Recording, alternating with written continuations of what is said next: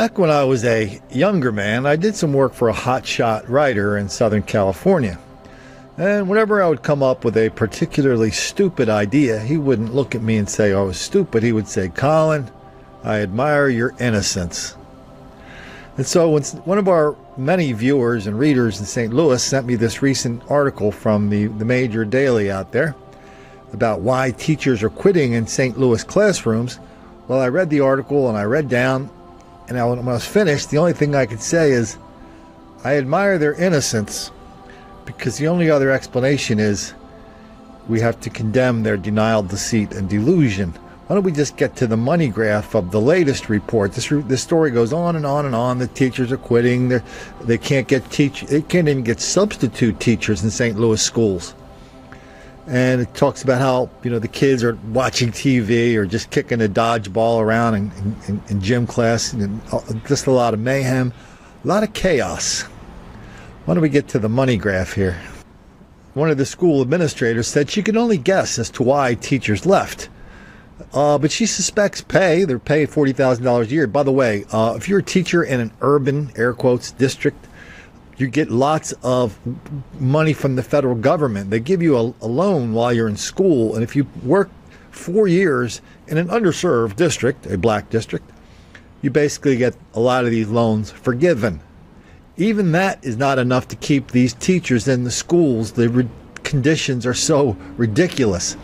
And so the school won't admit that, but the reporter basically at least tips her hat to it at some part in the story. Classroom environment, specifically student discipline, may also play a role. Last year was the first year the district halted suspensions for kindergarten and second grade. The policy was intended to keep students in school and learning. But that year, Frenchie, the school, lost all of her K through 2 teachers. And this Frenchie administrator says, well, yeah, we got to teach them all this different stuff. They don't know anything coming out of college. Teachers are coming out of college. They're not coming from a place where they're equipped to deal with some of these social, emotional traumas that we experience in urban education. As a result, it tends to create traumatized adults. The new teachers are overwhelmingly white women. When they go to teach in black schools, they become traumatized.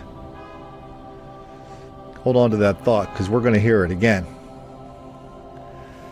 I don't know why anybody would say a teacher is traumatized when, if you listen to the ACLU and the Department of Justice under Obama, it was the students who were being traumatized, because all these white teachers were picking on black students and suspending them and expelling them, apparently for no reason whatsoever, all the time, while they ignored the white students. In the neighboring school district, Normandy School District, I think that's the school district of St. Michael Brown of Ferguson. They did, the same paper did a story on this just a couple years ago. Exact same story. It's like, hey, what happened to all the teachers? Why do the new teachers quit? Some crazy number of new teachers quit, like in the first couple weeks, like 40%. And so the paper figured it out back then. They didn't have any trouble figuring out what was wrong then. And the answer is, why is there so much violence in schools? Why is there so much violence against teachers? Why do so many teachers have such poor success in these black schools? The answer is, quote, many new teachers are white and previously taught in more affluent suburban schools. Some are struggling to connect with their students, most of whom are black and come from impoverished backgrounds. And don't make the black kids angry. We tell stories of one district after another, whether it's Philadelphia or Baltimore or Milwaukee or Memphis, over and over and over and over. The teachers are under attack. They're quitting. They're being traumatized. Anybody who watches this channel for any period of time knows we've done a lot of these stories. But apparently the people who write for the St. Louis paper, they're not really familiar with them. So I thought, why don't we just pluck out a few recent ones, maybe one or two classic ones, and why don't we just run them right now, just as a reminder to everybody, the unbelievable level of violence in black schools directed at white teachers and black teachers.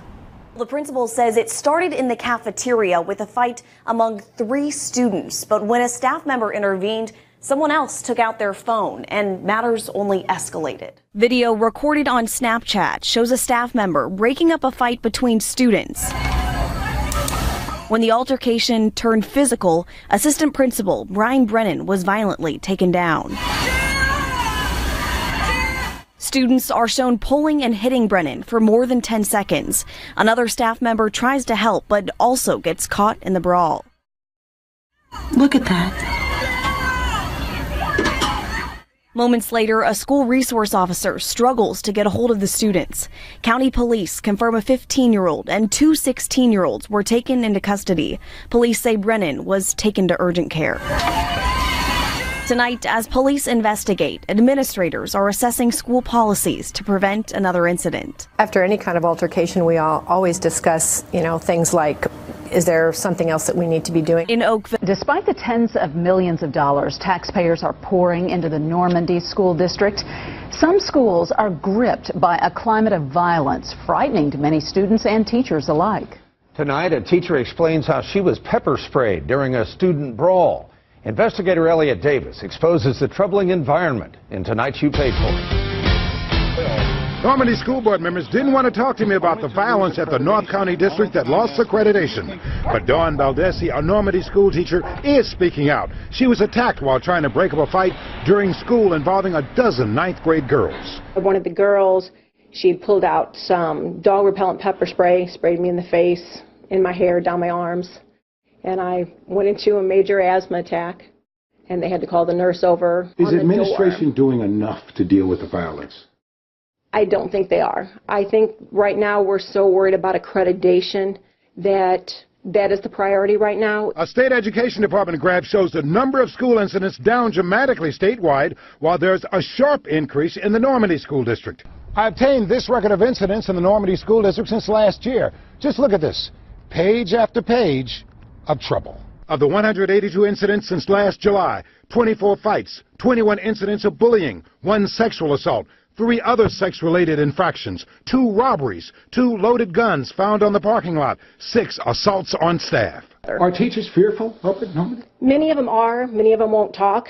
We had a teacher that was threatened to have, slapped out of her. An SSD teacher had threatened to have his neck snapped, and he sent that student to the office, and the student was back in his class within 15 minutes. Had a teacher that has been choked. Right now, Dawn is placed on administrative leave, accused of discussing a matter she thinks the district is just trying to shut her up.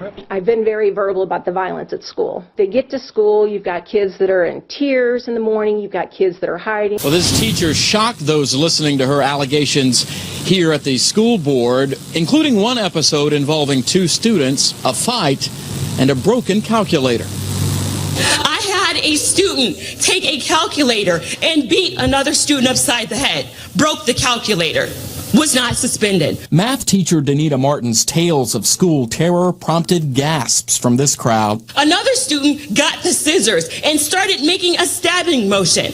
When I went to administration, they said, well, he was already suspended earlier today. What am I supposed to do? Martin told members of the Shelby County School Board that student behavior at Grandview Heights Middle is at an all-time low. I'm called by my students gay, lesbian, dyke, sir, and my favorite, white girl. She cited the ongoing verbal assaults as primary reasons for her pending resignation. Students tell me, who the F-bomb do you think you're speaking to? And shut the F up talking to me.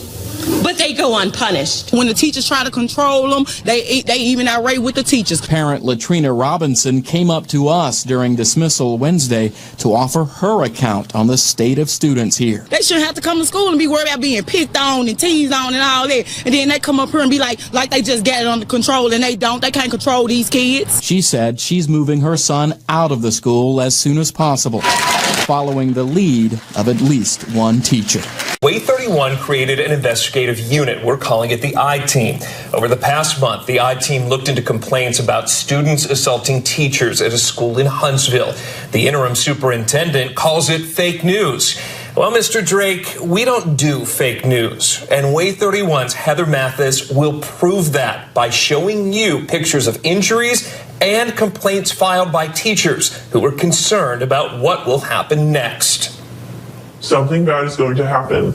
It is a ticking time bomb in this school. For the first time since Way 31 broke the story, 4 teachers from Rolling Hills Elementary School in Huntsville are showing you the injuries they claim students caused in the classroom. It is a dangerous place to go to work. They stepped forward after Interim Superintendent Tom Drake tried to deny Way 31's discovery about students attacking teachers. Folks, there's been some fake news about Rolling Hills. It was really a slap in the face to say this was fake news. One of those teachers gave us these pictures of injuries suffered after they claim a student threw a chair at her. The injury sent her to an emergency clinic. I do not feel it's part of my job to be assaulted every day. Another teacher showed us this picture of a bullet they claim they found outside of their classroom door. They find knives. They find bullets. These kids might be coming to school armed and ready to go. I'm scared.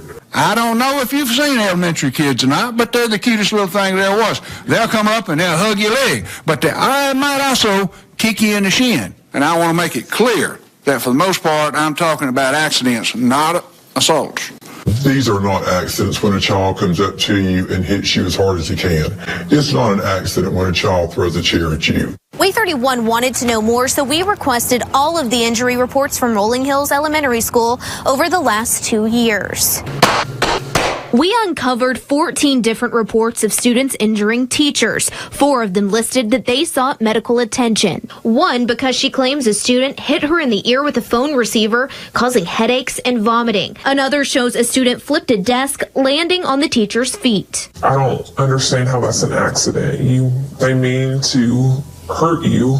I think that maybe they feel ashamed of what's going on. They want to cover it up. Huntsville City Schools is under a federal desegregation order by the Department of Justice. It says the district punishes minority students unfairly compared to white children and listed a series of corrections. These teachers believe the district is turning a blind eye to their complaints because of the DOJ order. Nobody understands how bad it is. Like, come into the school, sit a full day, witness it firsthand, and you will see how much assistance and help we need. We dug through the Huntsville City Schools HR reports. They show since May 2014, 28 teachers have quit. Since our sit-down interview, 2 teachers we spoke with also resigned, saying they were scared for their safety. How many of these stories do you want of entire schools, entire school districts, where black violence in the classroom is wildly out of proportion? Entire schools are nothing but occasions of chaos, mayhem, and violence. And every single one of those occasions of chaos, mayhem, and violence is also provides us with more examples of denial, deceit, and delusion on the part of the school boards and school administrators to try to pretend like something else is happening other than what really is happening. The teachers know what's happening.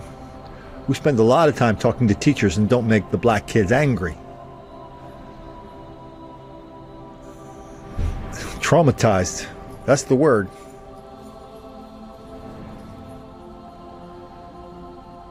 Even for teachers who are down with the cause.